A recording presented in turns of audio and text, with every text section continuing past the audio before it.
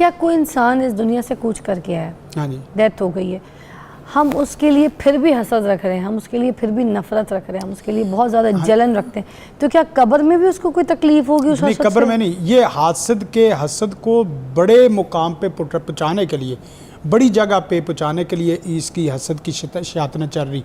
یعنی کتنی خطرناک بات ہے کہ لوگوں کی دشمنیاں مرنے کے بعد ختم ہو جاتی، لیکن آپ کی دشمنی مرنے کے بعد بھی ابھی تک جاری ہے. تو اس سے پتہ چلتا ہے کہ حاسد آدمی کا جو حسد کا ٹھکانہ ہے وہ اب خطرناک جگہ پہ جانے والا ہے.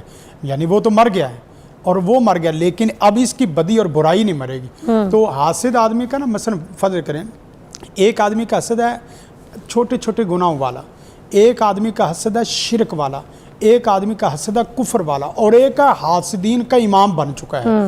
اس سے آگے حسد لوگ سیکھ رہے ہیں اور اس کے حسد سے آگے